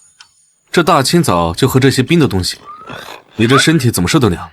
爷爷，我气急这么多年，从没有喝过冰的。你好不容易把我治好了，我就喝一口，就一口，行吗？不行。笑什么笑？婉婉，你都多大了？该认识认识新朋友了。姐，老祖宗催婚喽。师傅，大喜呀！您前几日施展灵术神针那个视频被人传到了网上，您在龙国医学界那可是出了名了。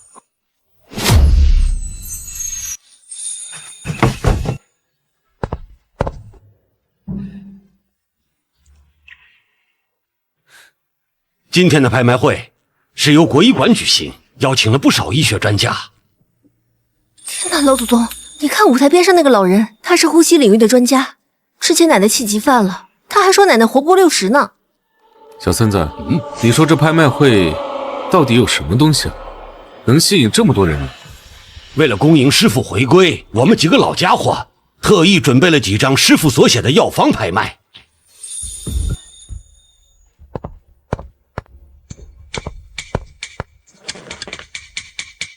最后一件藏品，来自日红国尾田先生提供的仙草。尾田先生称，这株仙草早在100余年前在龙国古书中就有记载，称为琉璃果。这上面的果实100年方得一颗，患者服用后可延寿100年。真的有这么神奇的果子？这不是比仙丹还要稀有？不，这个琉璃果真能延寿100年？确实。只不过可惜，这个东西不是真正的琉璃果。不是琉璃果，尾田先生可是国际上知名的草药大师，他怎么可能认错？就是啊，这种仙草我只在书上见过，这么稀有的品种，怎么可能会是假的？放肆！你个乡巴佬竟敢质疑尾田先生！诸位，他只不过是我父亲在乡下养的私生子罢了，没见过什么世面，不要听他胡说八道。你个乡巴佬，懂什么是琉璃果吧？跟着赤脚大夫学过几年医术，真给自己当神医啦！起拍价1个亿。且慢，你究竟是什么人？为什么屡次阻挠拍卖？我想起来了，他就是那个网红大夫，诊断出李老得的并非是癌症，异兽针灸术治好了李老多年来的旧疾。没错，还请诸位听孙先生一言。我看你们龙国大夫名不副实，仍然连琉璃果都不认得。诸位，这琉璃果100年结1次果，且药效为13天，不要被这个骗子耽误时间。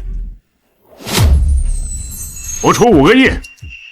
他是首富霍家霍震霆，听闻霍老爷子得了重病，想来这是为了霍老爷子拍下的琉璃果。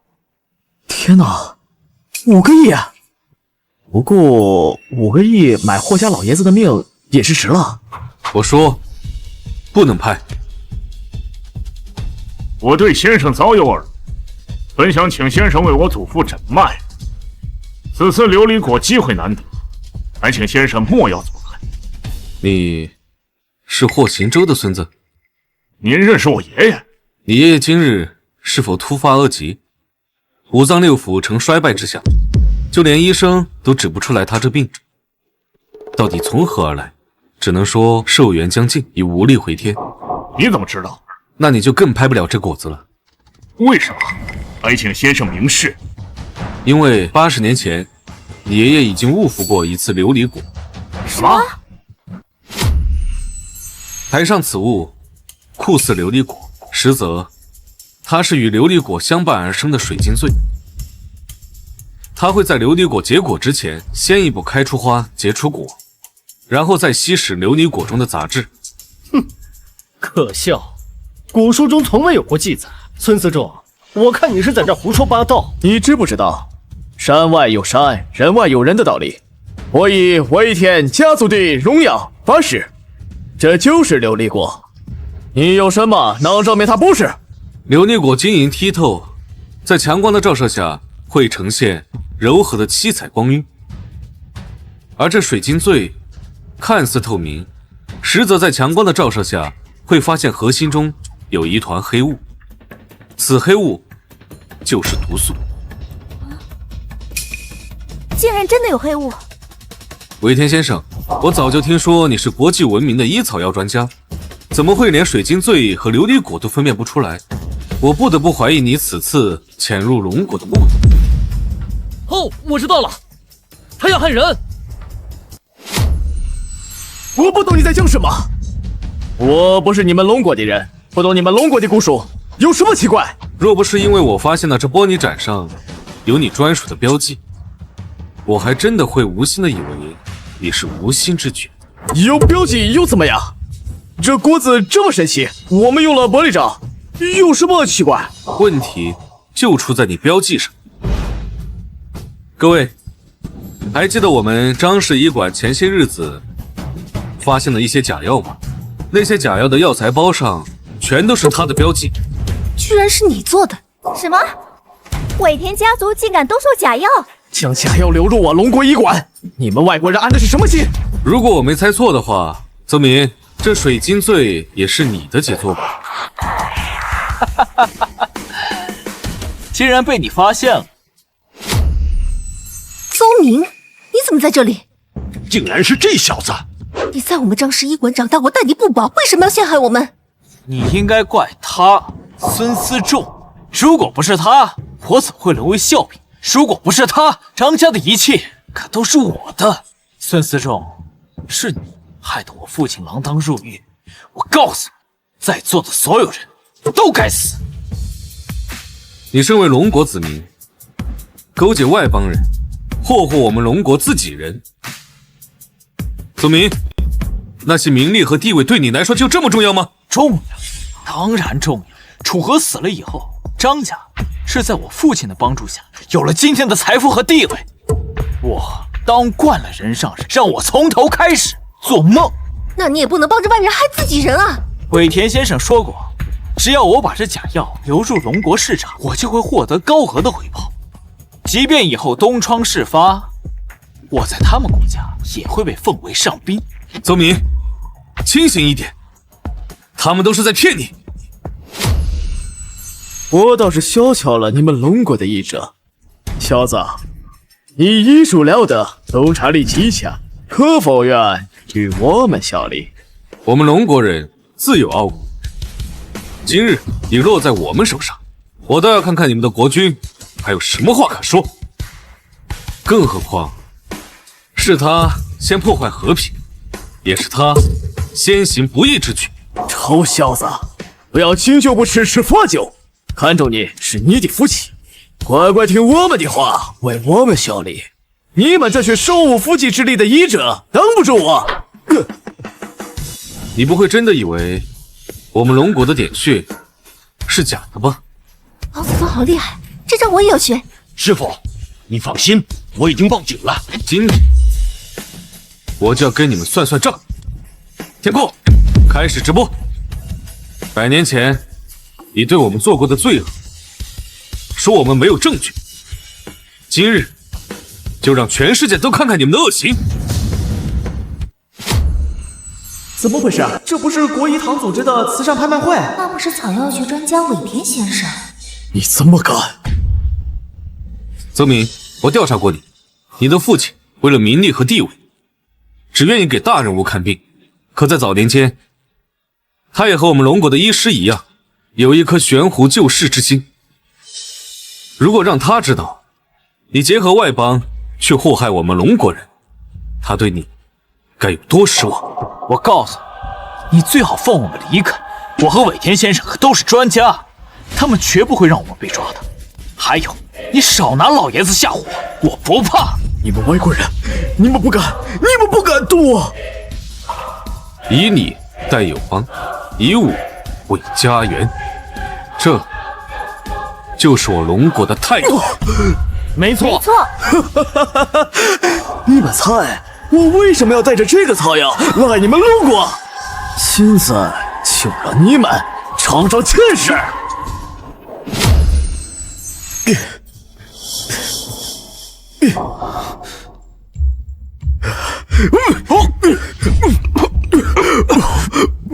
你做什么？还记得我们刚见面时他的称吗？你是说那疫苗被你们发现后，给你们龙国人的惩罚？这种水性罪就是诱引。伟大的神明会降下天罚，让我的国家走上强盛，而你们后头割去。快走！快填过，关上大门，不能让他们任何人离开这里。这两个人有问题。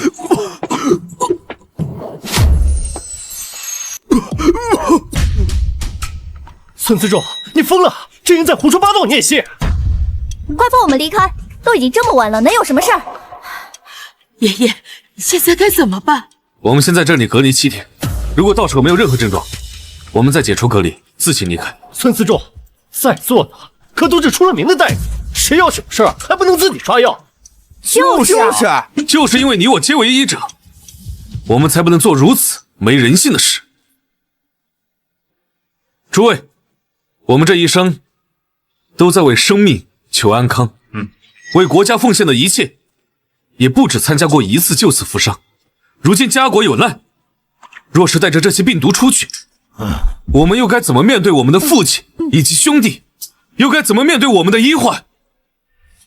这如何让他们平安？我张家愿意在此隔离。我医馆众人愿意在此隔离。霍家也同意，我愿意，我也同意。我替百姓谢谢诸位大义。泪目了，这些医者在咱们龙国都是受人尊敬的，他们为了百姓，竟然自愿隔离。求求啊，千万不要让他们有事啊！老祖宗，我以前一直以为学医是受人追捧，我现在向您求医，是想为家族出力。是啊，今天我们才第一次这么直观地感受到医者的责任。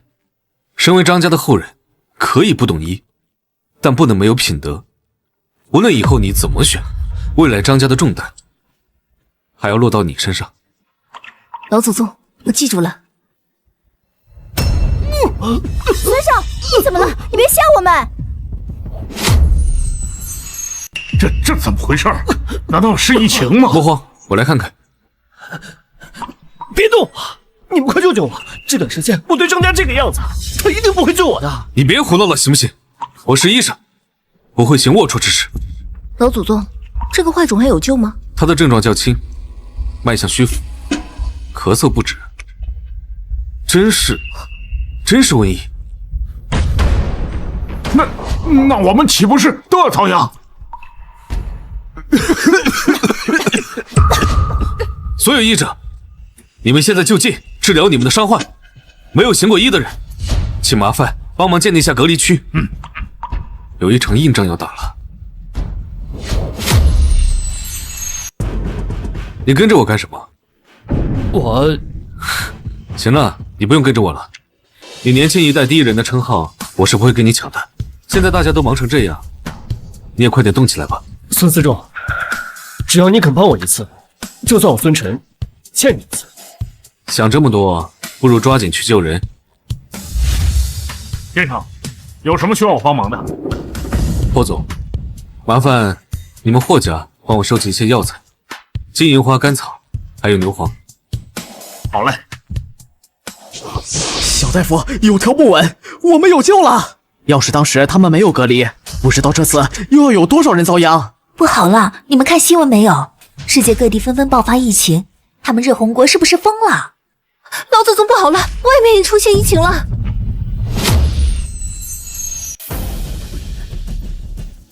老祖宗，他这怎么了？这是急性休克。婉婉，快去拿银针来。好。哎，等等。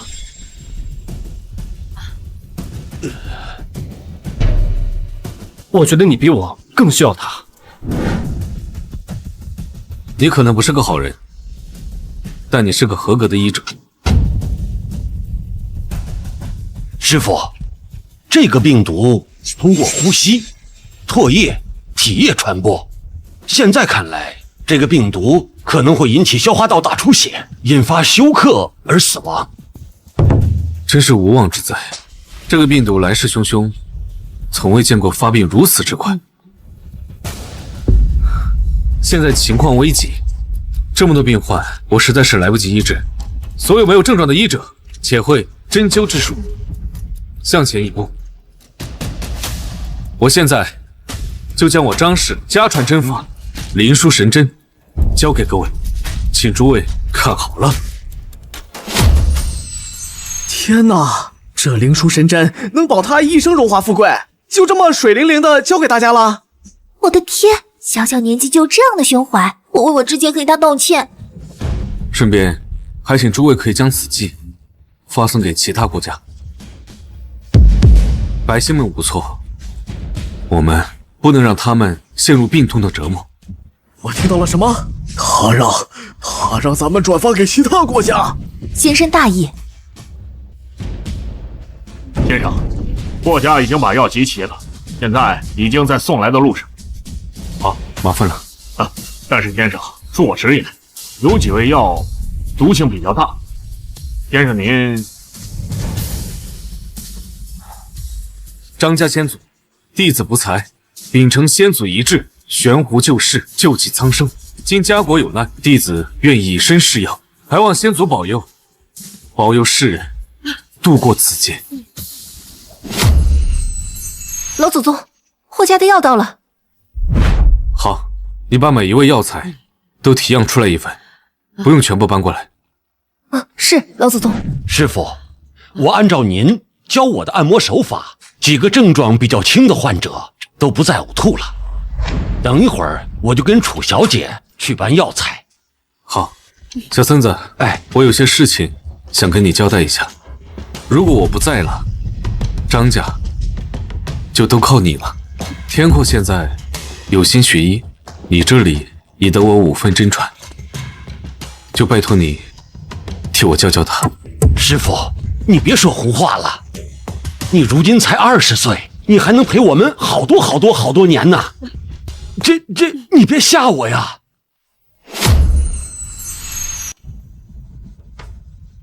药材抓取竟如此精妙，我确实比不过他。师傅不愧是师傅啊！这味药温和对症，这服下去，症状肯定缓解不少。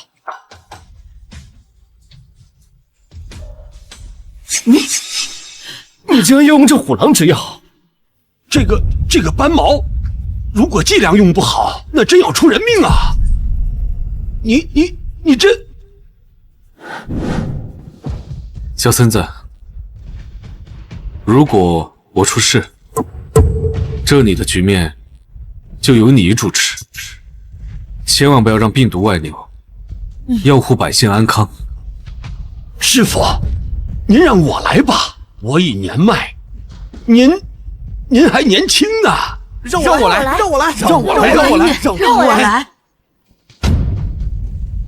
诸位，多谢，今日之事，还是我亲自来吧。此药需要我亲身感受，才能定准剂量。若能为百姓献出我的性命，我张思仲不枉此生。我要哭了！我有神农尝百草，今有思仲先生为民试药，我要为小大夫祈福，一定要平安啊！这是每一个医护工作者的坚守和执着。老祖宗，药好了。乖，莫要哭了。老祖宗。婉婉，现在张家有天阔，还有你奶奶，以后家里的担子不要想着自己扛。老祖宗相信你一定可以找到属于你自己的幸福。对了，孙晨，放心吧，你这年轻一代第一人的名号，我不会和你抢了。不，这个名号是您的，孙晨我自愧不如。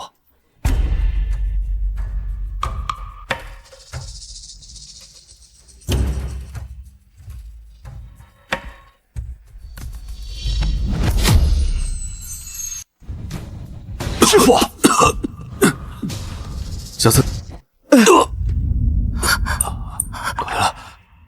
快了，小孙子，是这碗，按照这个方子，牛黄再加1钱。是。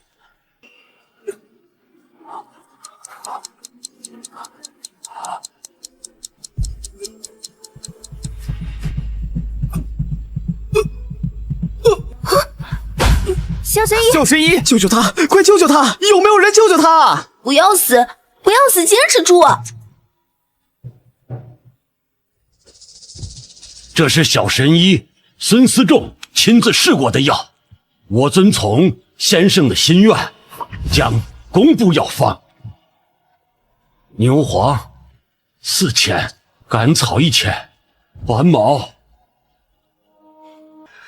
2两。是先生亲身试的药，先生还要救济万民，绝不藏私。宗娘，我都错了。张思仲大，竟然真的能为百姓做到如此，我真的错了吗？报告，我要申请，我是苗疆古树传人，兴许我能救他。真的吗？快！先生，按您的药方，病患皆已好转，您就醒醒吧。爷爷，老祖宗，我终于明白医者的使命，求您醒过来吧，求您了。张先生不愧是一代国医，我对不起你们。喂，爷爷，好，我知道了，是我爷爷的电话。他说他曾服食琉璃果，他的血兴许有用，已经在送过来的路上了。我也从来没有遇到过这种情况。我主攻的也是疗养，但解毒，让老夫来。你要干什么？不要碰我，老祖宗！我是恨你们张家不错，可我也是一名医者，能为万民试药又从不藏私之人，我敬重他。楚小姐，就让他试试吧，这也是最后的机会了。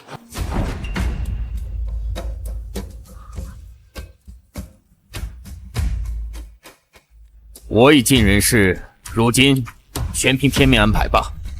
一个奇迹！上天不会薄待大义之人。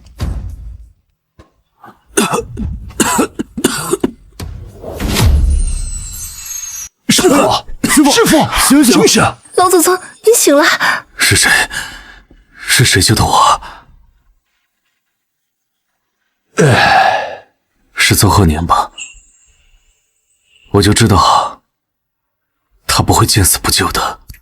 你知道，每一个医者在面对生死存亡之际，都会放下自己心中的恨的。尽管他恨我们张家，恨当年楚河没有能力救下他的父母。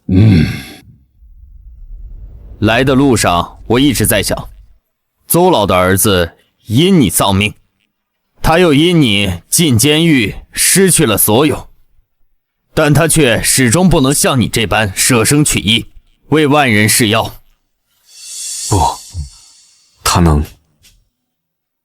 纵然他心中有恨，可当年他捡到楚河那本日记时，他想的也是让这个世界上不会再有像他一样被迫失去父母的孩子。只可惜红尘炼心，他没经受住考验，受教了。今日在场的没有任何一个人是孬种，都可以称自己一声英雄。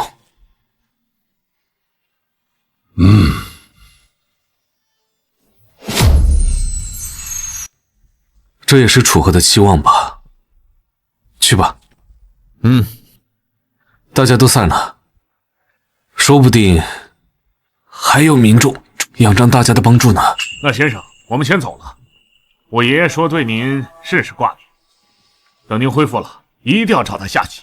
这个臭棋篓子没有一次赢过我，等过2天，我再去好好教训他。那我霍家恭候您大驾。哎，对了，小森呐，你去跟那个国医堂聊一聊，看看他能不能把邹鹤年当成御医，让他将功赎罪。这些事情都过去了，他那一身好本领，我可不想让他被埋没。好，徒弟明白。老祖宗，那我们回医馆吧。走吧。哎，对了，爷爷，你怎么认识霍老爷子呀？这个说来话长，多年前他舍命救我，我便用那琉璃果救了他一命。天道轮回，若不是这些前尘往事，也没有今日的福报啊。所以我就跟你们说，但行好事，莫问前程，心存善意，方有善报。哦，对了，老祖宗，邹鹤年将这个带了过来。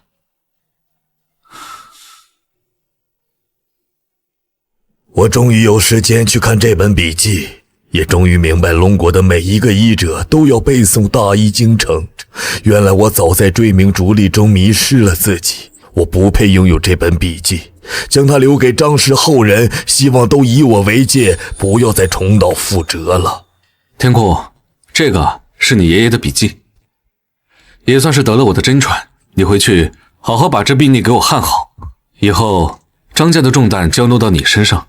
宗祖，看笔记哪有您亲自指导来的快啊？我可没有功夫亲自指导你。